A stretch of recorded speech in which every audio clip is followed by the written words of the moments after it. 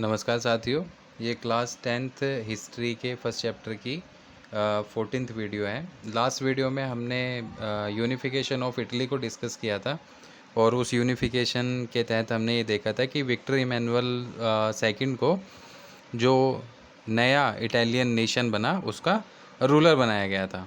ठीक है, तो साथियों उस यूनिफिकेशन के प्रोसेस में हमने पढ़ा था कि किस तरीके से जूज़ेफे मैज़िनी का रोल था, उसके बाद में जो इटालियन प्राइम मिनिस्टर था कावूर, उसका भी रोल था, साथ साथ जूसेफे गैरिबाल्डी का भी रोल था। तो इन सभी के प्रयासों से 1861 में विक्टर इमैनुअल सेकंड को यूनिफाइड इटली का रूलर डिक्लेयर कर दिया गया था। ठीक है, तो अब हम आज देखने वाले हैं ब्रिटेन के यूनिफिकेशन के बारे में कि ब्रिटेन का यूनिफिकेशन किस तरीके से हुआ था। तो स्टार्ट करते हैं साथियों। In Britain the formation of nation state was not the result of a sudden upheaval of revolution.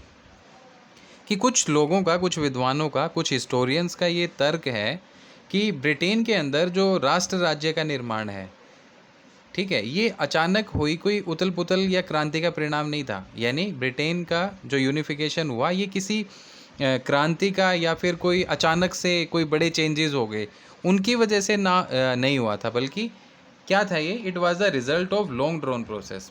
तो उनका ये कहना था कि भाई ब्रिटेन का जो है एक राष्ट्र के तौर पे स्थापित होना एक लंबी प्रक्रिया थी, ये कोई अचानक से होने वाली क्रांति का परिणाम नहीं था। ठीक है, और साथ साथ ये बताया गया कि अगर हम 18th सेंचुरी से पहले की बात करें, 18वीं शताब्दी से पहले की अगर हम बात करें, तो क्या था, ब्रिटेन जो था वो एक नेशन था ही नहीं। So there was no British nation prior to 18th century. 18th century से पहले ब्रिटिश नेशन एग्जिस्ट ही नहीं करता था। ठीक है, तो क्या चीज़ थी, the inhabited of British island were ethnic groups such as English, Wales, Scot और आयरिश। तो ये कहा गया कि जो ब्रितानी या फिर जो ब्रिटिश आइलैंड था उसमें रहने वाले जो लोग थे, ठीक है, वो इंग्लिश भी थे यानी अंग्रेज भी थे, वेल्स भी थे, स्कॉट या आयरिश भी थे।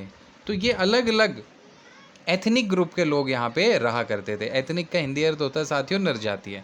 ठीक है, अब एथनिक का क्या मतलब है, एथनिक का मतलब ये है कि एक साझा नस्ल का होना या फिर जो लोग वहाँ रह रहे हैं उन लोगों में से ज़्यादातर का किसी एक ट्राइब से या किसी एक जनजाति से ओरिजिन होना, मतलब सेम ट्राइब या सेम जनजाति से ओरिजिन होना।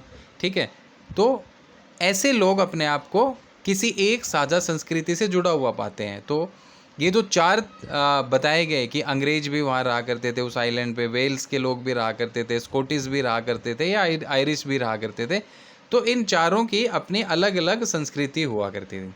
इनका अपना एक अलग कल्चर था, इनकी अपनी एक अलग रेस थी। ठीक है, और इनके ओरिजिन की भी अपनी एक अलग पृष्ठभूमि थी। तो यही बताया गया कि 18th सेंचुरी से पहले ब्रिटेन एक राष्ट्र के तौर पे था ही नहीं, बल्कि क्या था, ये एक आइलैंड था और इस आइलैंड पे अलग अलग एथनिक ग्रुप्स के लोग रहा करते थे, जिनमें से कुछ एथनिक ग्रुप्स जो थे वो इंग्लिश कहलाते थे, कुछ वेल्स कहलाते थे, कुछ स्कॉटिश या आयरिश कहलाते थे।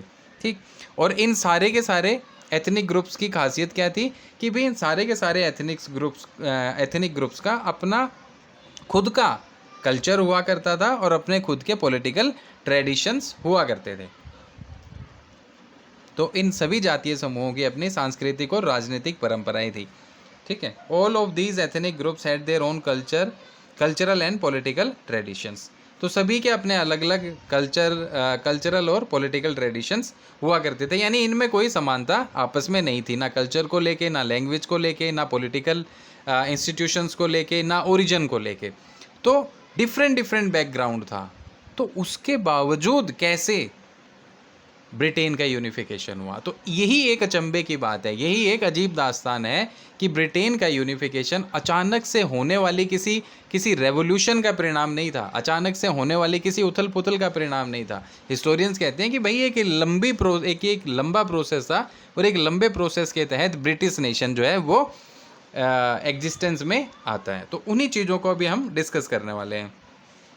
As the English nation grew in wealth, importance and power, it started to extend its influence over the other nation of the islands.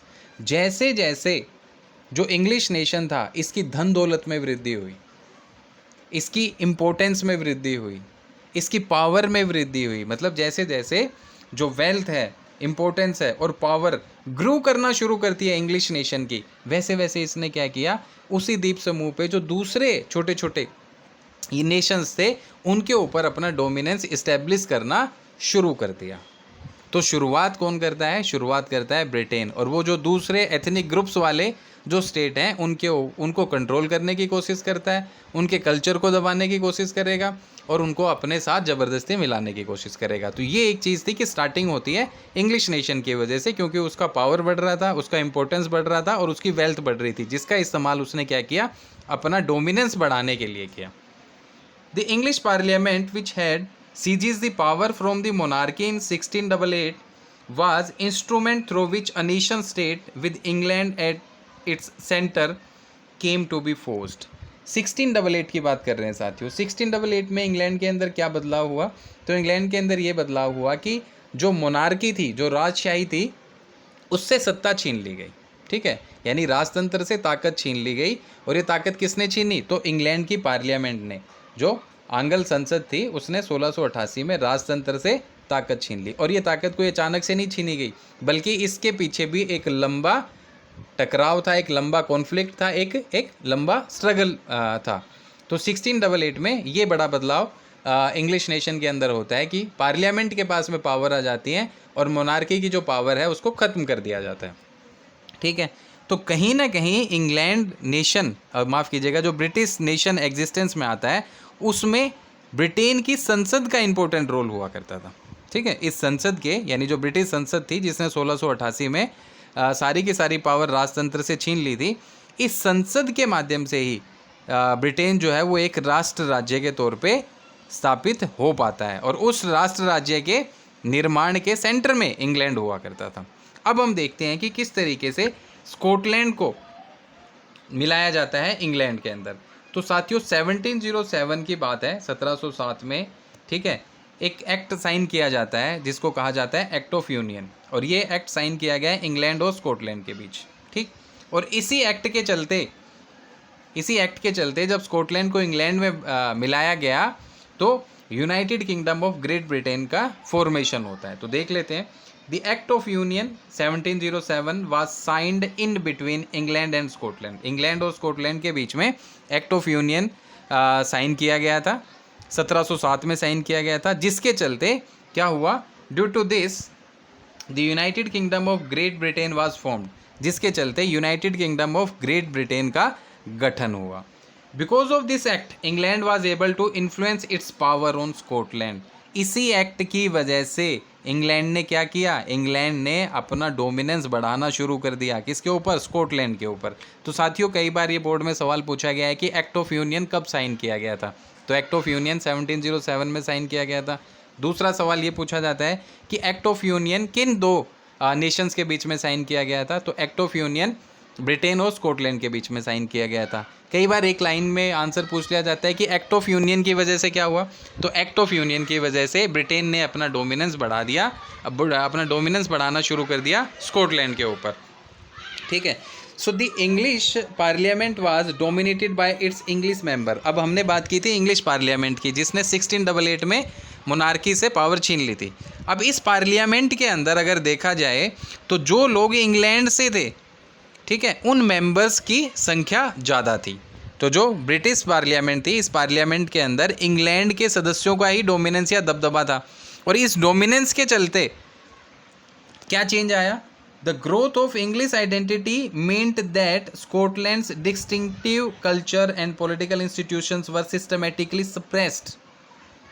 कि जो स्कॉटलैंड के पॉलिटिकल सिस्टम थे, स्कॉटलैंड का अपना जो खास कल्चर हुआ करता था, अपना अलग कल्चर हुआ करता था, इसको ब्रिटिश पार्लियामेंट के माध्यम से योजनाबद्ध तरीके से प्लान करके, सिस्टमेटिकली योजनाबद्ध तरीके से दबा दिया गया। यानी स्कॉटलैंड के कल्चर को दबाया गया, स्कॉटलैंड के पॉलिटिकल इंस्टीट्यूशंस को दबाया गया, और इन सारी चीज़ों में रोल किसका था, इंग्लिश पार्लियामेंट का। क्यों? क्योंकि भाई इस इंग्लिश पार्लियामेंट या ब्रिटिश पार्लियामेंट के अंदर इंग्लिश या ब्रिटेन के जो मेंबर्स थे उनका दबदबा हुआ करता था, जिसके चलते स्कॉटलैंड के ऊपर ब्रिटिश नेशन का डोमिनेंस लगातार बढ़ता जा रहा था। The Catholic clans that inhabited the Scottish Highlands suffered terrible repression whenever they attempted to assert their independence। अब जब एक तरीके से किसी खास कल्चर को दबाया जाएगा, किसी खास एथनिक ग्रुप को दबाने की कोशिश की जाएगी, तो अब जाहिर सी बात है वो ग्रुप भी तो रिवोल्ट करेगा, वो भी तो अपनी आवाज़ उठाएगा। ठीक है, तो स्कॉटलैंड के अंदर अगर हम बात करें तो जो कैथोलिक लोग थे, कैथोलिक लोग मतलब कैथोलिक एक ईसाई धर्म की एक शाखा है।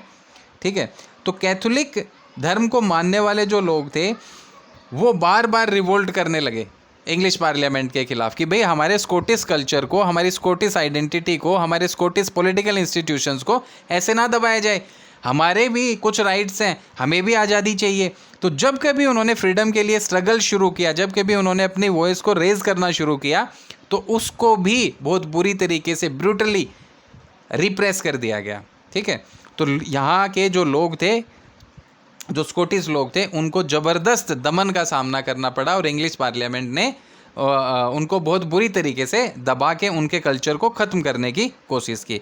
अब एक चीज़ और है, जो Scottish islands were forbidden to speak their Gaelic language. अब जो ये जो स्कॉटिश आइलैंड के लोग थे, ये लोग क्या करते थे, इनकी अपनी एक लैंग्वेज थी, वो लैंग्वेज थी गैलिक।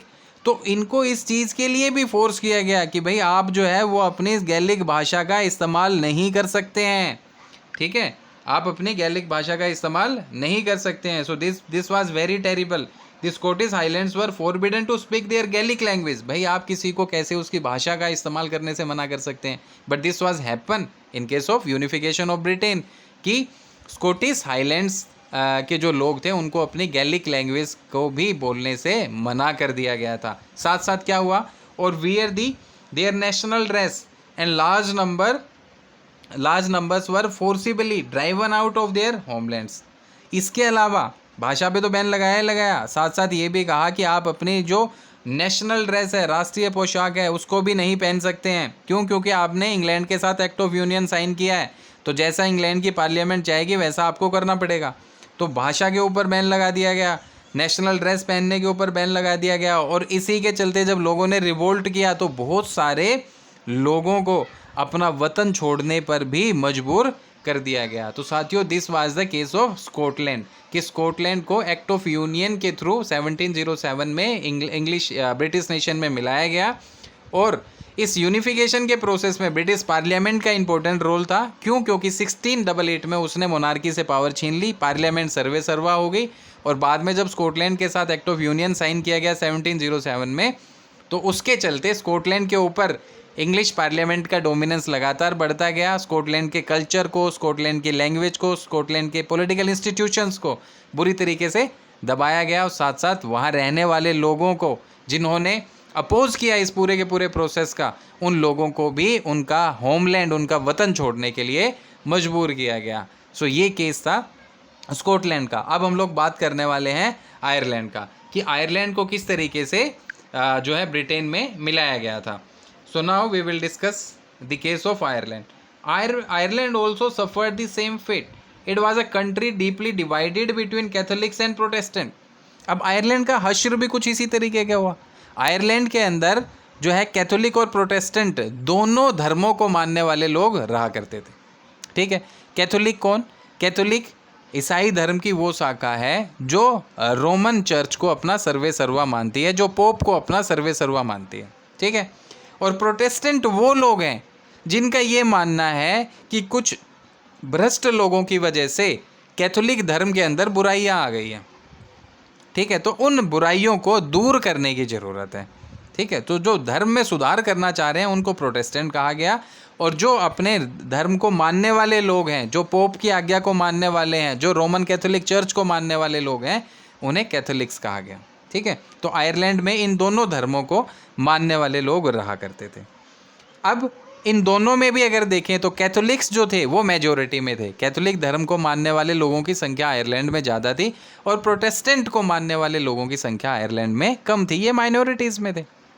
ठीक है, तो प्रोटेस्टेंट लोगों ने, प्रोटेस्टेंट धर्म के लोगों को, धर्म को मानने वाले माइनॉरिटीज़ ने जब अपना डोमिनेंस बढ़ाने की कोशिश की आयरलैंड के अंदर, तो इंग्लैंड की पार्लियामेंट ने क्या किया, इंग्लैंड की पार्लियामेंट ने मेजॉरिटीज़ को सपोर्ट करने की बजाय प्रोटेस्टेंट को सपोर्ट करना शुरू कर दिया। यानी इंग्लैंड की पार्लियामेंट ने कैथोलिक्स को सपोर्ट नहीं किया, बल्कि इंग्लैंड की पार्लियामेंट ने प्रोटेस्टेंट को सपोर्ट कर दिया। और जितने कैथोलिक बगावतें हुई, जितने कैथोलिक रिवोल्ट्स हुए, उनको बड़ी निर्ममता के साथ कुचल दिया गया। ठीक है, ब्रिटिश पार्लियामेंट के खिलाफ या ब्रिटिश डोमिनेंस के खिलाफ जितने कैथोलिक लोगों ने, आयरलैंड के जितने कैथोलिक्स ने रिवोल्ट या प्रोटेस्ट किया, उसको ब्रूटली तरीके से, निर्ममता से कुचल दिया गया। तो इसी चीज़ को हम देखते हैं।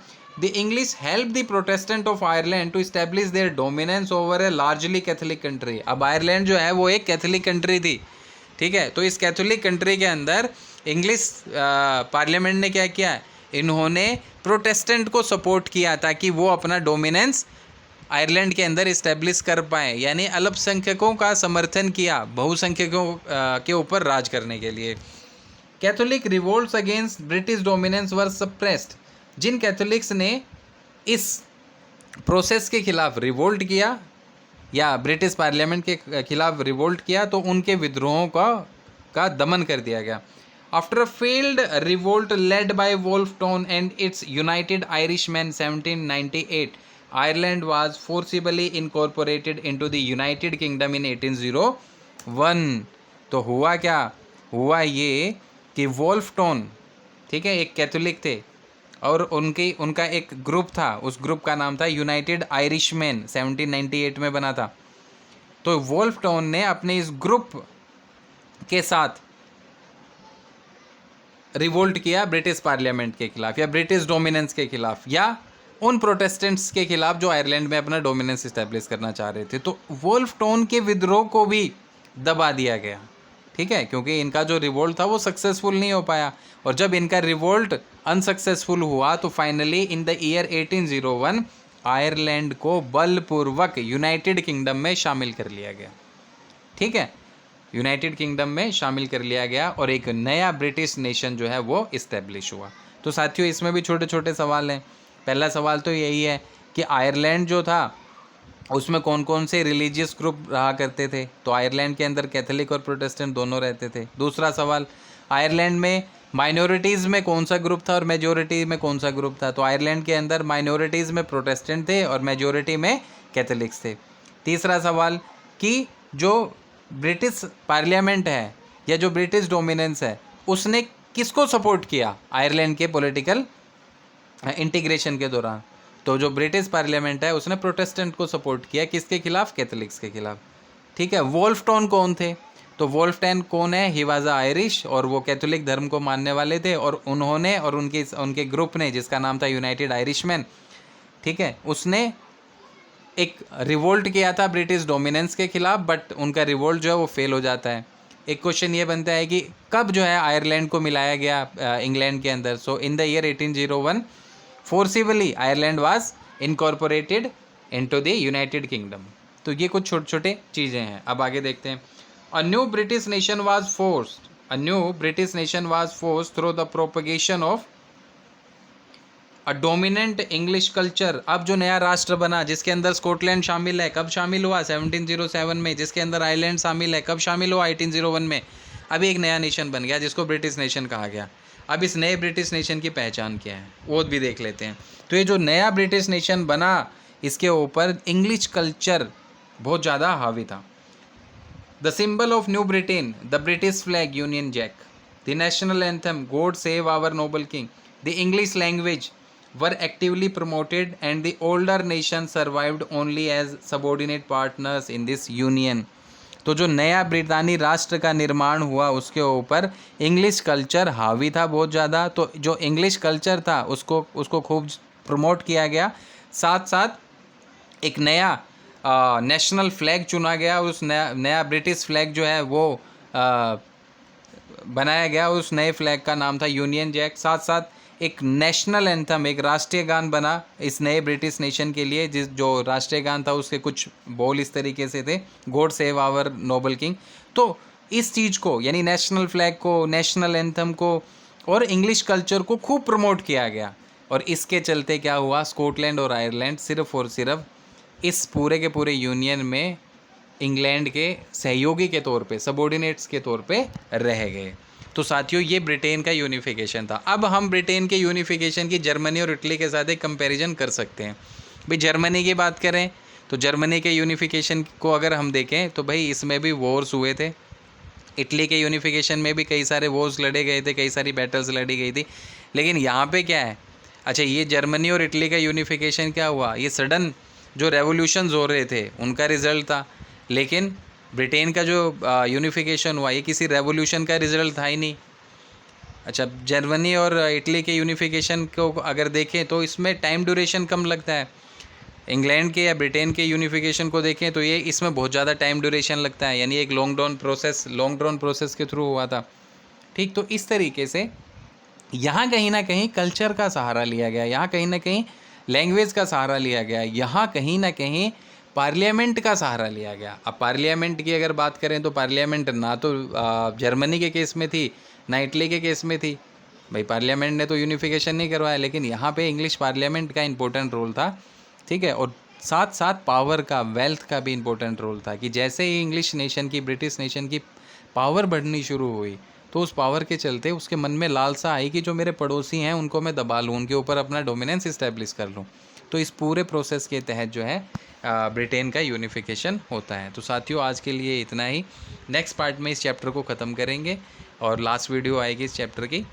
तो अगर आपको वीडियो पसंद आई है तो प्लीज़ लाइक करें, शेयर करें और चैनल को सब्सक्राइब करें। इसी तरीके की और वीडियोस जल्द ही अपलोड होने वाली हैं। आज के लिए इतना ही। Thank you.